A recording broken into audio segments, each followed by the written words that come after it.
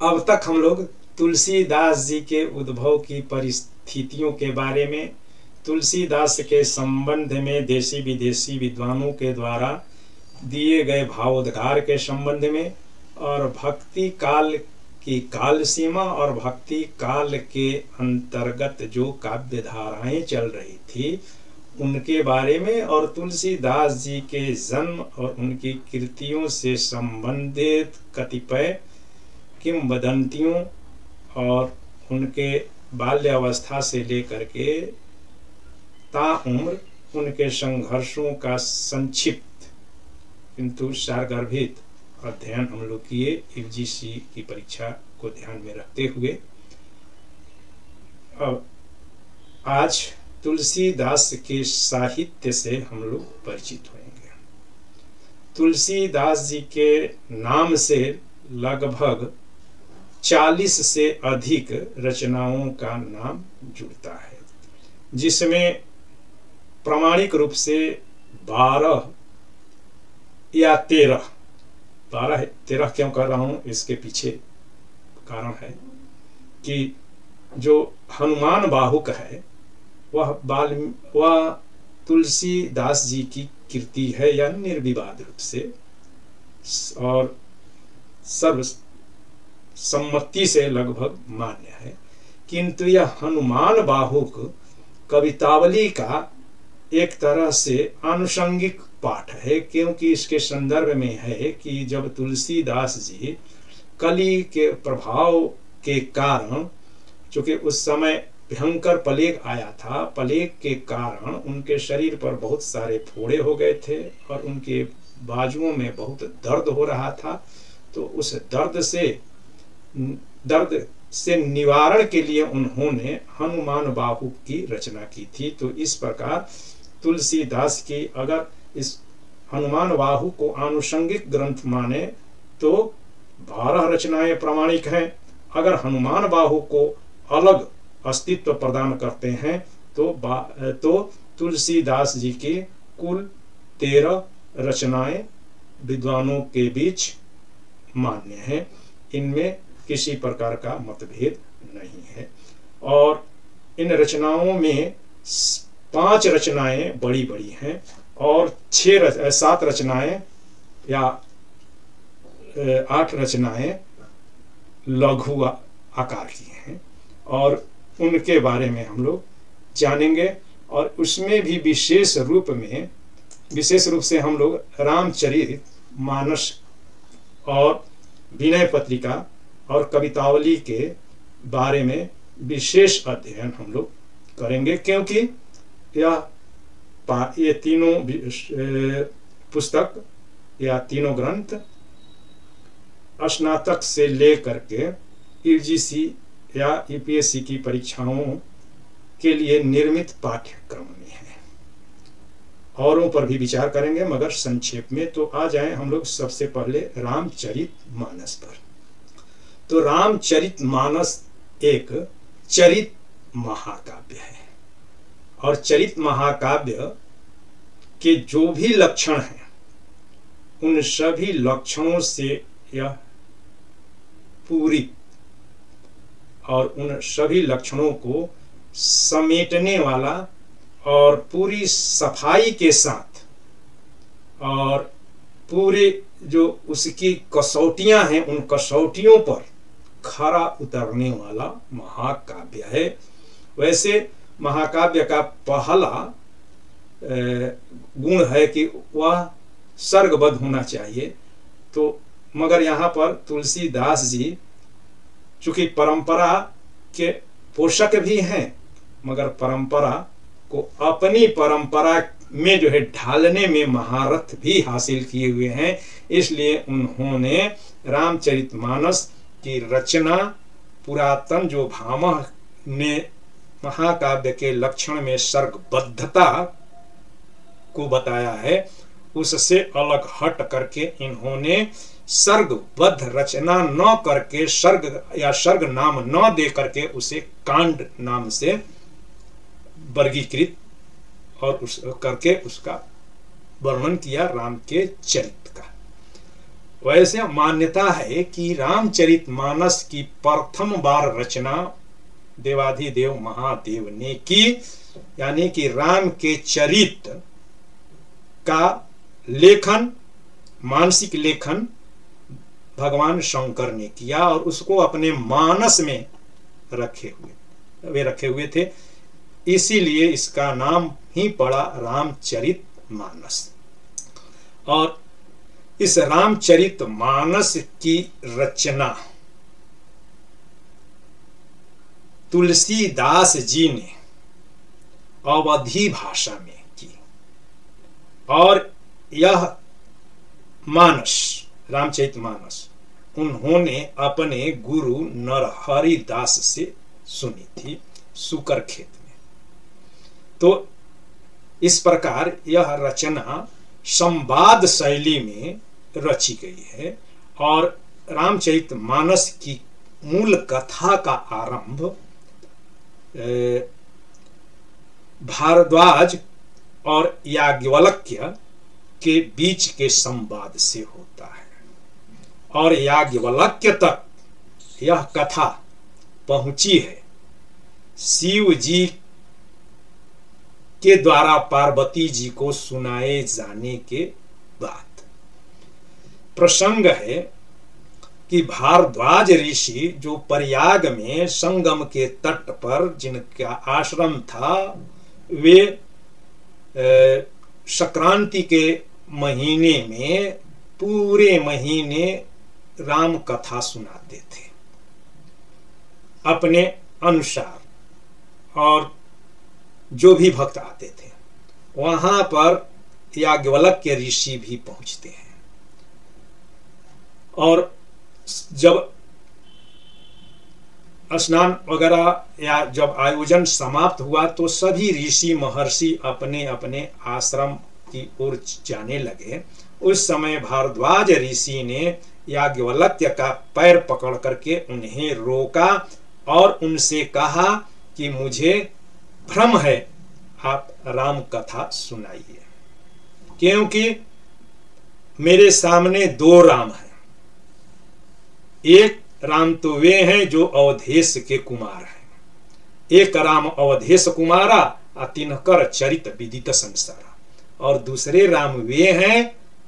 जिनकी शिव पूजा करते हैं। तो क्या ये दोनों राम एक ही हैं? इसके बारे में बताइए। तब वहीं याज्ञवल्क्य जी भारद्वाज को यह राम कथा सुनाते हैं और शुरुआत करते हैं कि भगवान शंकर और पार्वती नहीं, सती जो जंगल में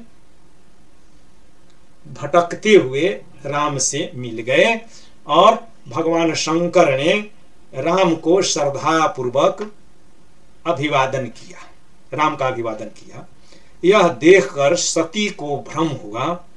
और उन्होंने शंकर भगवान से अपनी जिज्ञासा जाहिर की। उससे उतने पर भी वे जब संतुष्ट नहीं हुई तो उन्होंने राम की परीक्षा लेनी चाहिए और राम परीक्षा में सफल हुए और माता सती को ग्लानि हुई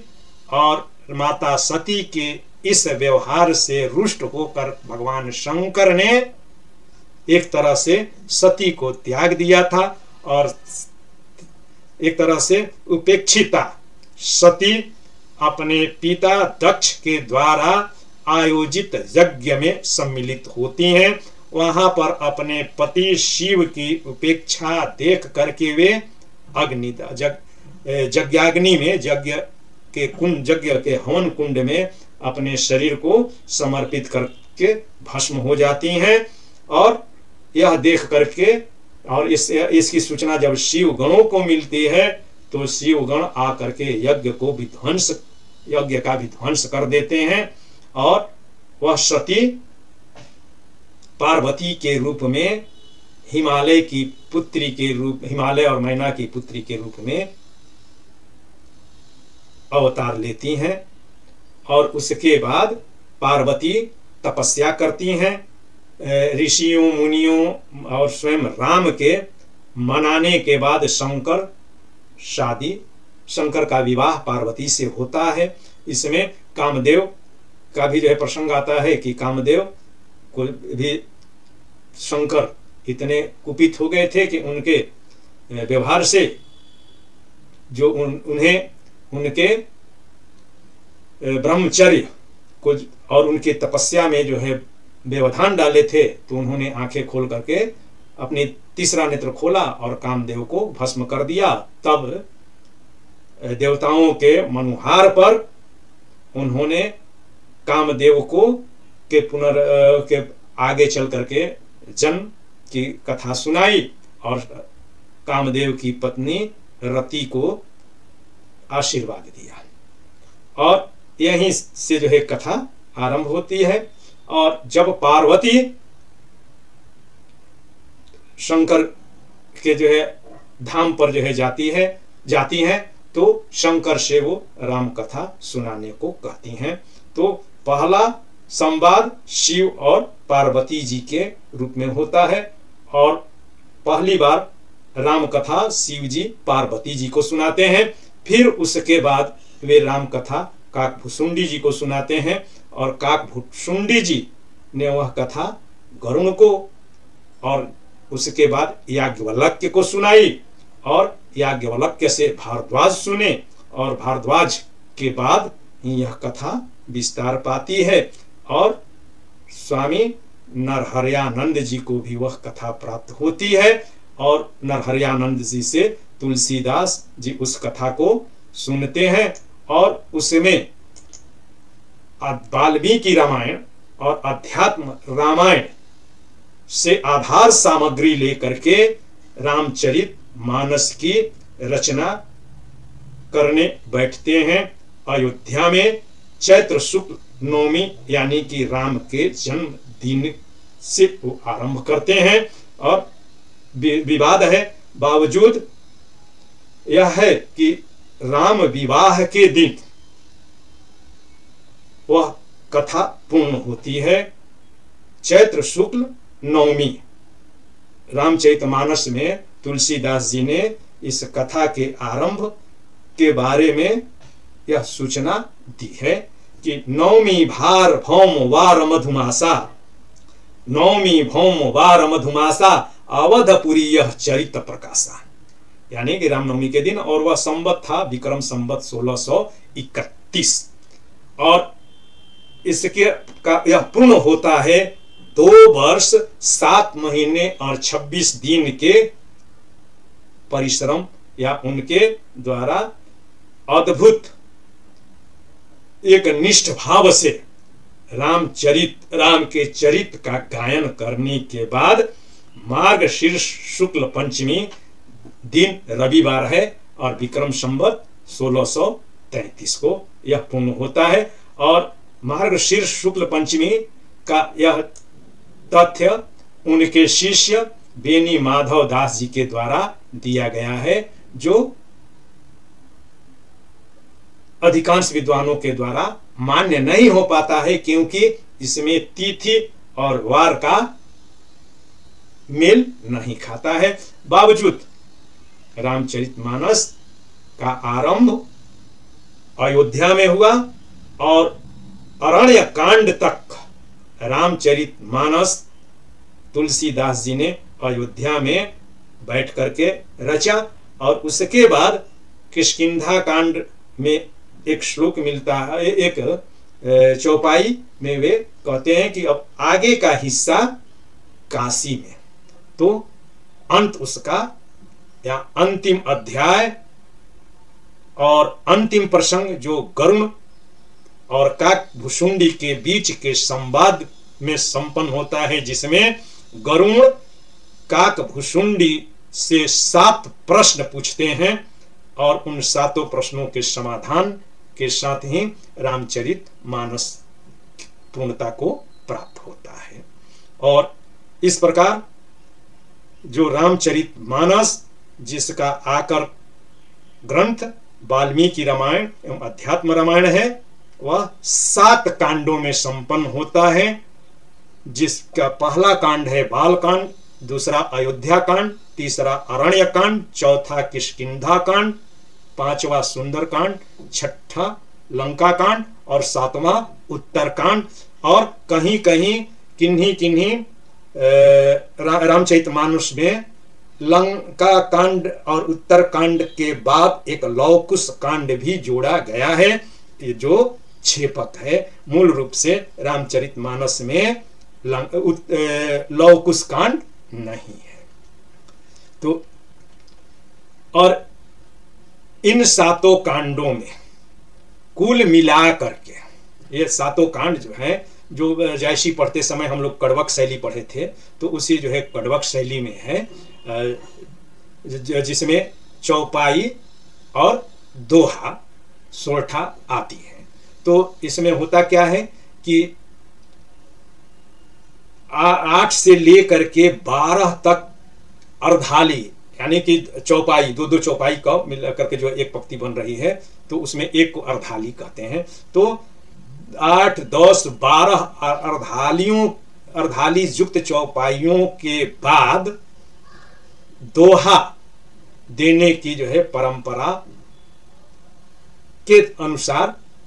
यह रचना रची गई है। तो पूरे रामचरितमानस में कुल मिला करके 1226 दोहे हैं, 42 सोरठा है। यह खास करके यूजीसी की तैयारी करने वाले प्रतियोगी परीक्षार्थियों के लिए लाभप्रद होगा, क्योंकि पूछ देता है कभी कभी। तो इसमें इसलिए जो संख्या याद कर लेंगे। तो दोहों की संख्या 1226 है, सोरठों की संख्या 42, और इसमें संस्कृत के 35 श्लोक हैं, और बीच बीच में रह रह करके छंदों का भी आयोजन हुआ है। इस भांति इसमें कुल मिला करके 170 छंद हैं। और रामचरितमानस की भाषा, मूल भाषा अवधी है, यद्यपि जो श्लोक हैं वे संस्कृत के हैं। और इसके अलावे रामचरितमानस में तुलसीदास जी ने तत्समय प्रचलित अनेक भाषाओं का, जिसमें ब्रज, अरबी, फारसी और राजस्थानी के शब्दों का भी उन्होंने बहुलता में प्रयोग किया है, मगर वह प्रयोग ऐसा संतुलित है जिसका हम लोग भाषा खंड में जब पढ़ने लगेंगे कला पक्ष में, तो उस पर जो है विस्तार से हम लोग बात करेंगे कि ब्रज के, अवधी, अरबी और फारसी के शब्दों का राजस्थानी, चूंकि मीराबाई से भी इनके बहुत ही आत्मीय संबंध थे और उनके बीच पत्र व्यवहार भी होता था, समस्या पूर्ति भी होती थी। तो इस तरीके से जो है शब्दों का इन्होंने चयन किया है और प्रयोग किया है कि वे शब्द अवधि के बन करके हो गए हैं, और वे उनकी जो है वो पता ही नहीं चल पाता है कि वे संस्कृत के शब्द हैं कि ब्रज के शब्द हैं कि अरबी फारसी के शब्द हैं, यानी कि उस भाषा का अवधिकरण इन्होंने कर लिया है। उसके अब जो है थोड़ा रामचरितमानस पर हम लोग जो है विचार कर लेते हैं, और उसकी उनके में जो है वर्णित कहानियों पर भी थोड़ा हम लोग प्रकाश डाल लें। खास करके यद्यपि जो है हिंदी पढ़ने वाले हैं उनके लिए तो कोई ज़रूरत नहीं है, बावजूद चूँकि अपने जो है संस्कृति और जो है संस्कार से हमें परिचित होना चाहिए, और कहने की आवश्यकता नहीं है कि जो है रामचरितमानस हिंदुओं के लिए एक पवित्र धर्म ग्रंथ बन गया है, और इस पवित्र धर्म ग्रंथ के बारे में सबको जो है जानना चाहिए।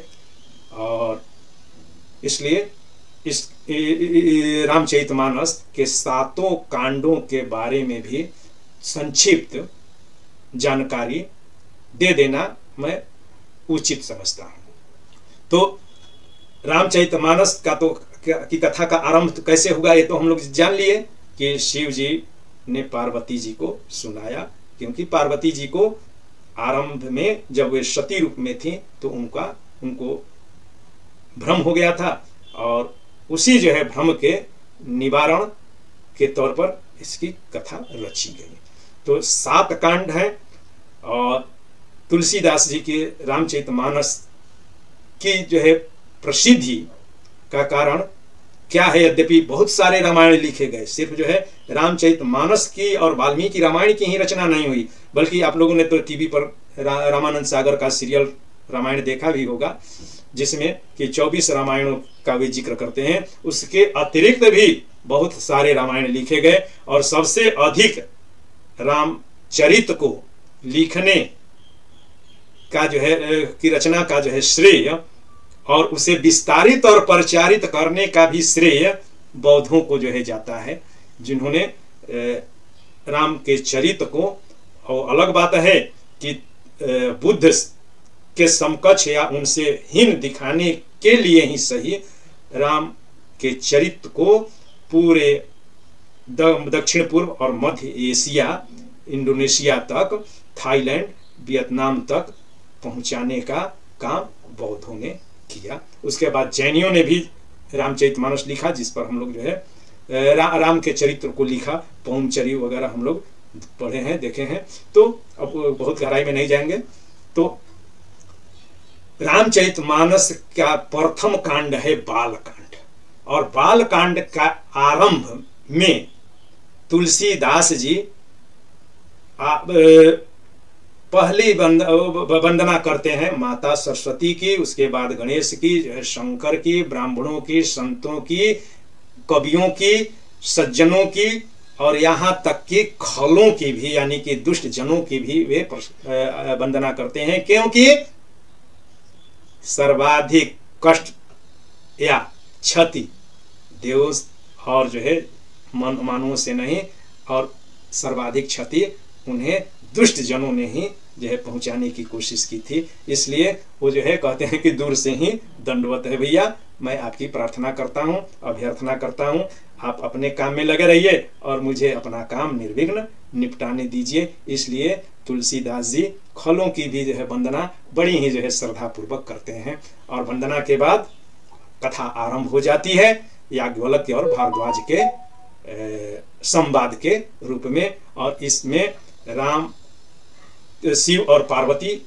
के जन्म, पार्वती के जन्म और शिव और पार्वती के विवाह का वर्णन मिलता है। उसके बाद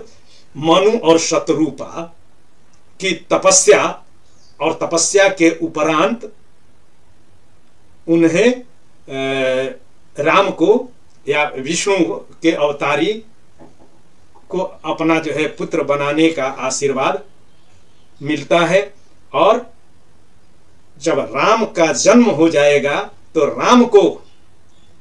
चूंकि अवतार लेंगे, किस लिए, जब जब हो ही धर्म कई हानि, बाढ़ है अधम असुर अभिमानी, तो उन असुरों को, अभिमानियों को नष्ट करने के लिए राम अवतार लेंगे, तो किसको मारेंगे, तो इसलिए रावण की जो है सृजना का सृजन वे करते हैं। और रावण जो कि पूर्व जन्म में प्रताप भानु नामक एक महान प्रतापी शासक था, जिसने यज्ञ किया और अपने शत्रु के छल के कारण वह राक्षस योनि में जन्म लेता है, और वह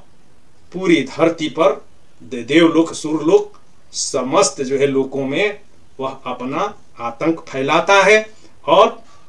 अपने भाई कुबेर से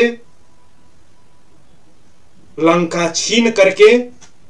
वहां पर वो अपना राज्य स्थापित करता है, जिसके संबंधी, सगे संबंधी और सेनानी पूरे पूरे भारतवर्ष में भी अपना आतंक फैलाए हुए हैं। और इस रावण को के वध के लिए ही राम को अवतार लेना है, और कहाँ लेते हैं कि अयोध्या में राजा दशरथ के यहाँ। और राजा दशरथ चूंकि अधेड़ावस्था को पहुंच गए हैं, उन्होंने पुत्र प्राप्ति के लिए 3 शादियां की, जिस पर जो है अभी जो है मैथिली ठाकुर बहुत ही लोकप्रिय हो गई हैं कि राजा दशरथ जी कैलन होशियारी, राजा दशरथ जी कैलन होशियारी, आ एकटा मर्द पर 3 गो नारी, बता द बबुआ लोग बातें तक है गारी। तो 3 जो है इस शादियां करते हैं, तो भी जो है चौथे पन में पहुंच जाते हैं, तो भी उनको पुत्र प्राप्त पुत्र रत्न की प्राप्ति नहीं होती है, तब पुत्रेष्ठी कुलगुरु वशिष्ठ के कहने पर पुत्रेष्टि यज्ञ कराते हैं, और उस पुत्रेष्टि यज्ञ के कारण उनकी 3 रानियों से 4 पुत्र होते हैं, राम, लक्ष्मण, भरत और शत्रुघ्न। और राम को ये सभी चारों भाई संदीपनी ऋषि के यहाँ शिक्षा प्राप्त करते हैं, और शिक्षा प्राप्त करके जब वापस लौटते हैं तो इधर दशरथ मनोकामना कर रहे हैं कि अब राम को राजगद्दी दिया जाए, क्योंकि अब मेरी अवस्था वानप्रस्थ लेने की है। कि उसी समय बक्सर से विश्वामित्र जी आ जाते हैं राम को ले जाने के लिए। राम को वे लेकर के बक्सर जाते हैं, और बक्सर में जो राक्षसी ताड़का थी, जो कि रावण की संबंधी थी, उस ताड़का का वध करते हैं। वहीं पर मारीच घायल होता है, याद रखेंगे कि इसी मारीच की वजह से यही मारीच स्वर्ण मृग का रूप धारण करता है, जिसके लोभ में सीता का रावण हरण करता है। तो ताड़का का वध करने के उपरांत विश्वामित्र राम और लक्ष्मण को जनकपुर लेकर के जाते हैं। बीच में अहिल्या पड़ती हैं, उस बक्सर के पास में ही अभी उनके नाम पर अहिरौली ग्राम है। तो अहिरौली में अहिल्या का उद्धार करने के बाद वे आते हैं राजापुर, रघुनाथपुर जिसको कहते हैं। तो रघुनाथपुर को भी राजापुर कहा जाता है। तो राजापुर यानी कि तुलसीदास जी का जन्म कहाँ हुआ? तो राजापुर में। तो एक उत्तर प्रदेश का राजापुर जो बांदा जिले में है, और दूसरा बक्सर जिले का जो कि पुराना आरा जिला शाहाबाद जिला कहलाता था, वह रघुनाथपुर या राजपुर है। तो यद्यपि यह प्रचलित नहीं हो पाया और मान्य नहीं हुआ, तो जाते हैं अयोध्या से ये जनकपुर जो है पहुंच जाते हैं, और जनकपुर में नगर भ्रमण करते हैं। नगर भ्रमण के दरमियान इन गौर और श्याम वर्ण के 9 युवकों को देख करके वहां की बालाएं, युवतियां और माताएं उनको एक तरह से सीता के लिए उपयुक्त वर मान लेती हैं, समझ लेती हैं, और राजा जनक जी को कोसने भी लगती हैं कि ऐसे कम अबोध बालकों से धनुष टूटेगा कैसे। राजा जनक जी को अपना प्रण तोड़ करके शादी राम से, सीता की शादी राम से कर देनी चाहिए। ये जो है स्वयंवर नहीं करना चाहिए। दूसरे दिन राम और लक्ष्मण पुष्प वाटिका में जाते हैं। वहां पर सीता भी गौरी पूजन के लिए आई हैं। तो सीता के गौरी पूजन के समय ही राम और सीता की दृष्टि आपस में जुड़ती है, और एक दूसरे के प्रति समर्पण, या जिसको जो है हिंदी साहित्य का इतिहास के लेखक रामचंद्र शुक्ल सब रामचरितमानस के 2 महत्वपूर्ण, मार्मिक, लोकप्रिय और गुदगुदी एक तरह से पैदा करने वाले, और जो है भावना को उद्वेलित करने वाले, यहाँ पर श्रृंगार भावना, और आगे चल करके देखेंगे कि चित्रकूट में भ्रातृ भावना को उद्वेलित करने वाले ये 2 मार्मिक प्रसंग हैं। और जिसमें से कि एक प्रसंग यह राम और सीता का नयन मिलन, और जिसका वर्णन राम की शक्ति पूजाने में सूर्यकांत त्रिपाठी निराला ने भी बहुत ही प्रभावशाली ढंग से किया है। तो वहां उसके बाद वे वापस लौटते हैं, सीता स्वयंवर में आते हैं, और वहां पर विभिन्न देश देशांतरों से जो है राजा राजकुमार आए हुए हैं, जिसमें रावण भी है, नारद भी आए हैं। नारद जी के जो है मोह भंग का भी वर्णन हुआ है पहले बालकांड में ही। तो राम